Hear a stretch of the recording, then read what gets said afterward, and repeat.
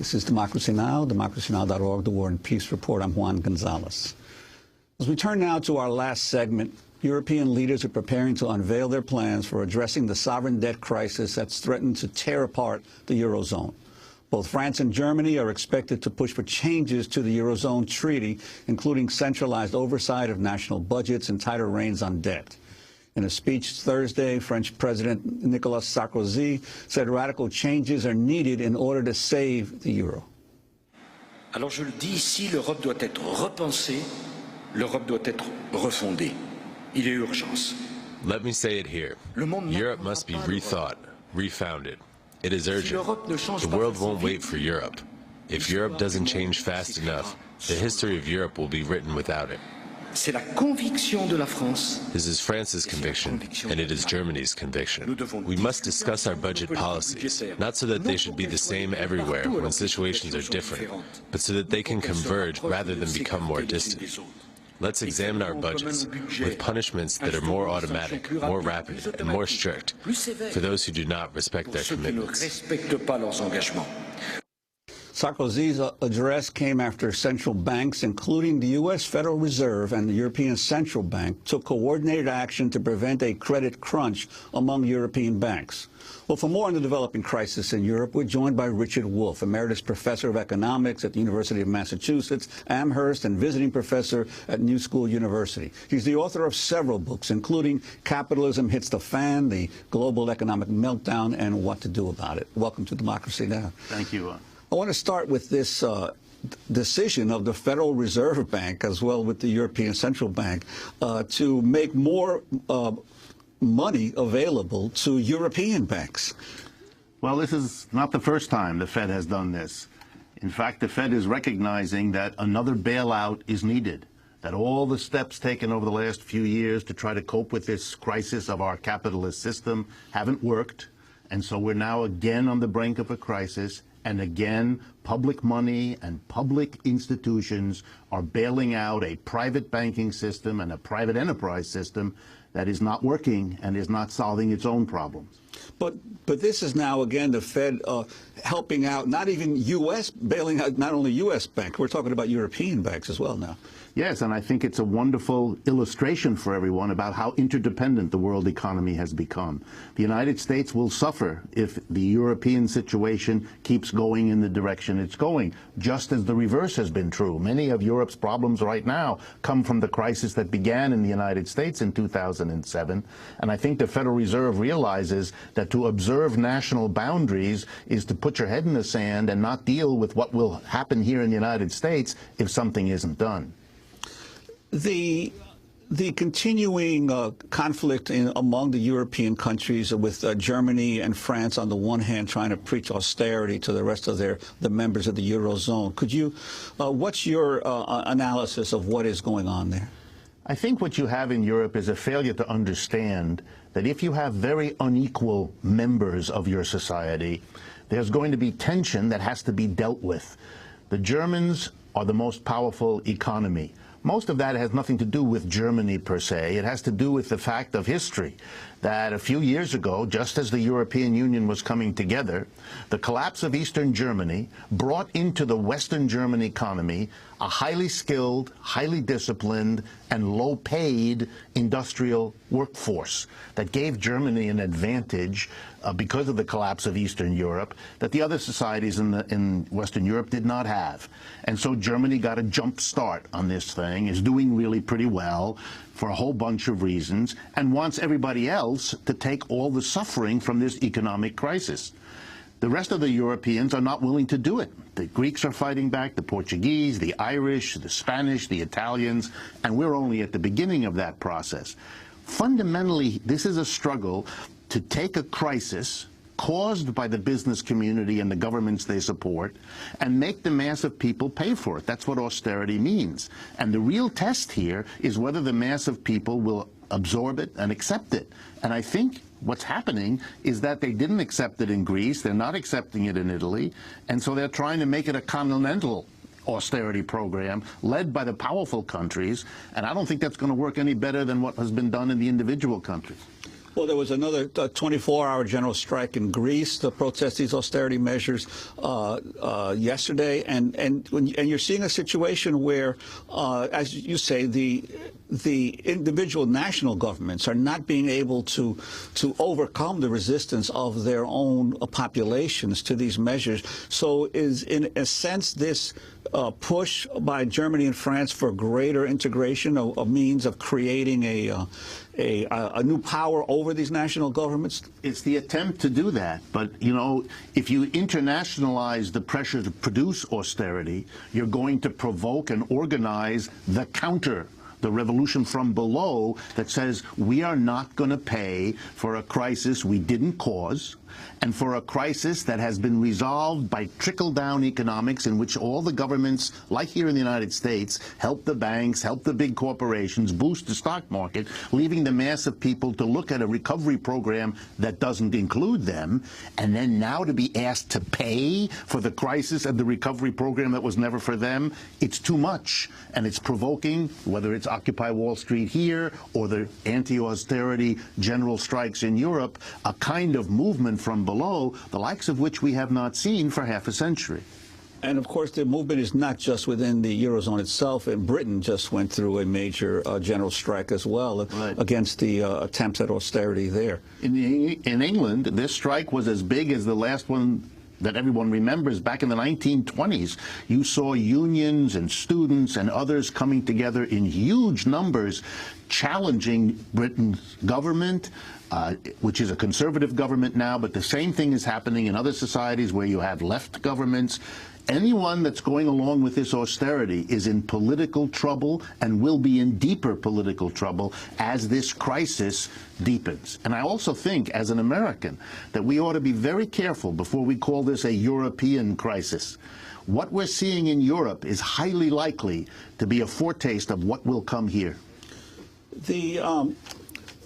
The direct involvement of some of the major financial institutions of the United States in this crisis, obviously, because many of these governments took out loans or huge loans, but often the governments insure those loans through various kinds of swaps, of credit swaps, and those credit swaps usually, because they're not charted very well, there's no exchange for them. No one really knows who holds them for the most part. So the exposure of the U.S. banks to the crisis in Europe, I think it's very profound. I think American banks have a closer relationship with their European counterparts than perhaps at any time before. I think that's why the Federal Reserve is so deeply involved with banks abroad, as it was in 2008 and 9, and now again, that we know enough to know that major economic downturn in Europe will impact the United States immediately in our credit situation. The banks, many American banks, which are already treading on thin ice, you just have to look at their stock prices to see how nervous everyone is about them. They have very little slack, and you have a problem in Europe that's going to take American banks over the edge, which means they'll have to go back to the United States government for yet another bailout when the American people are still angry about the first one.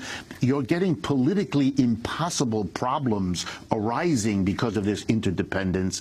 And again, it's an illustration that the private enterprise business community that kept telling us for the last 30 years that it was the way to go, the way to prosperity, the way to well-being, it's not working out that way. They keep demanding more and more from the government, and the problems get worse, not better.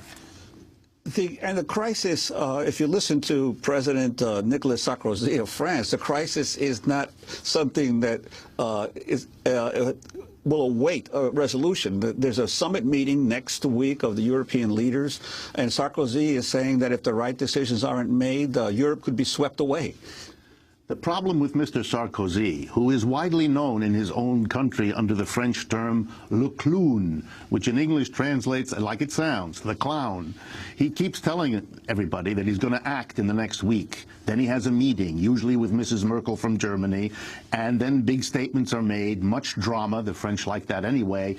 and nothing happens. You see this over and over and over again because the fundamental question is you've got to deal with an economic system that isn't working. You can't dick around a little bit, dicker here, there, to make little adjustments because that's not the nature of the problem. It's a little bit like putting a Band-Aid on when you've got a cancer. You've got to take big steps that change the way this economic system works or find a new system. These are not the politicians that can't even think like that, let alone do it. So you watch them failing and the business community worrying and taking its own steps, making it harder for the political system. It's as though we have a dysfunctional economic system coupled to a now dysfunctional political system, and instead of fixing each other, these two systems are making each other in a kind of a spiral downturn, and the rest of the world watches, and the working mass of people are losing confidence in this system at a pace that I have not seen in my lifetime. The United States, the Obama administration now is attempting to ride the backs of the 99% movement by increasingly talking about its policies as defending the working man and the middle class versus the 1%. Your sense of how that is working out in reality in terms of the actual policies versus the rhetoric that the Obama administration is putting forth? Well, your question answers itself. This is all rhetorical game playing. None of what is being proposed, nothing that is being done, again, deals with the fundamental problem. The real wages of the American working people, which is the foundation of our economy, have been stagnant for the last 35 years. Nothing is happening now to deal with that situation. In fact, the high unemployment, which everyone in the government admits is now here with us for years into the future, makes sure there will be no increase in real wages that workers actually get. Meanwhile, their pensions are being reduced, their benefits are being reduced. I noticed this last week that everything from American Airlines to the Philadelphia Symphony Orchestra are going into bankruptcy in order to be able to reduce the pensions that workers have paid for. I mean, everywhere we see austerity shrinking the American economy, not solving the problem. And a little adjustment on the edges, again, as in Europe, is not an adequate response to this situation, let alone facing that the system isn't working, which is the deep insight of the Occupy Wall Street movement, and nothing that when you clear them out of a camp, it doesn't change the appropriateness and the on-target understanding that that movement demonstrates. The headline in today's New York Times, the Obama administration is trying to use the reduction of the payroll tax to create a wedge against the Republicans, showing that they don't want to lower taxes because this is an attempt to lower taxes for 160 million Americans by reducing the Social Security payroll tax. But there is as we were discussing before the show, there's a problem with that it was already reduced temporarily last year. If you reduce it further, sooner or later, you're going to have to reinstitute it. And then the issue becomes, is this going to become a way for some people in the Democratic Party as well as Republicans to institute their reform of Social Security, creating private savings accounts in place of a guaranteed retirement income? Yes, I think that you're seeing a temporary palliative. The Obama administration has been unable or unwilling to intervene in the economy in the kind of massive way that we need. And so it does these little things, including this program of extending the cut in the Social Security. But the law that provides for that also requires that the United States Treasury make up to the Social Security system dollar for dollar whatever it isn't getting by lowering. So it's a little bit of a card shuffle here. We're having to take money that the government might have spent on other important things and give it to Social Security to make up for what Social Security isn't getting from the mass of people. This is taking out of one pocket and putting into the other. It is in no way adequate to solve the problem. So you have then this rhetoric, this political playing. It's like saying we want to tax really rich people, and then when you look at the specifics, they want to raise it from 35% to 39%. That's the big increase of taxes on the rich. If we go back to the 50s and 60s, the highest income tax bracket in this country was 91%. Not 35 or 39. The massive tax cut on the rich is something that can't be discussed, neither by Republicans or Democrats, yet that would be the best possible way to raise the money without raising the deficit to pay for a stimulation of this economy, which it so desperately needs. That is so far off the table that we never discuss it. We act like it's not an option, just as in Europe, because the rich and the corporations have to be kept free of any criticism, of any going after their wealth to solve a problem. Doubly ironic, since they're the ones who caused this crisis, and they're the ones who've benefited so far by the recovery bailouts that the governments have done. For them not to make a commitment now is an extraordinary act of political arrogance, which I suspect they will come to regret.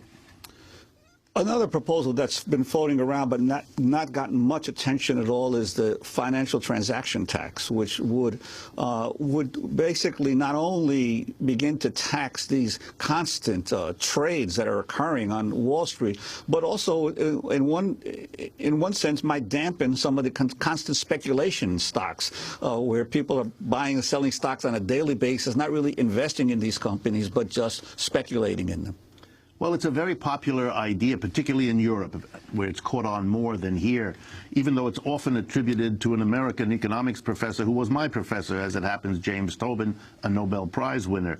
The idea is to tax transactions, to basically hit with a sales tax on transactions the way the rest of us pay sales tax for the things we buy in the local store. Of course, it's a good idea in the sense that it taxes something that has escaped taxes and should be paying its fair share. I think the mistake about it comes in seeing it as some kind of magic bullet. In order for it to make it really raise huge amounts of money, it would have to be substantial. And all the forces that have prevented us from dealing with our economic problem are arrayed to make sure it doesn't happen. And they play these little games in which the British say we can't do it because then everybody will go to America where they don't have to pay it. And the Americans say we can't do it because everybody will go to Europe. And so the different groups in power use their different situations to escape it. But it is one of a package of taxes which, under a different plan, if you were to take this problem seriously and see where the money is to solve our problems, sure, this would be part of it. I want to ask you, 2012 was declared recently by the United Nations to be the year of cooperatives.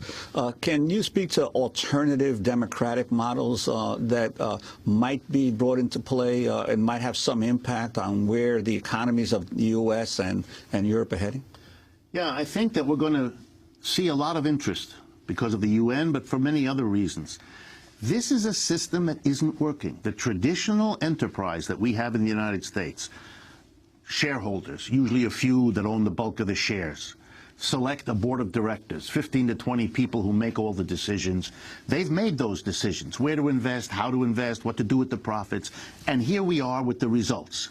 High unemployment, economies in collapse, bailouts needed almost on a regular basis.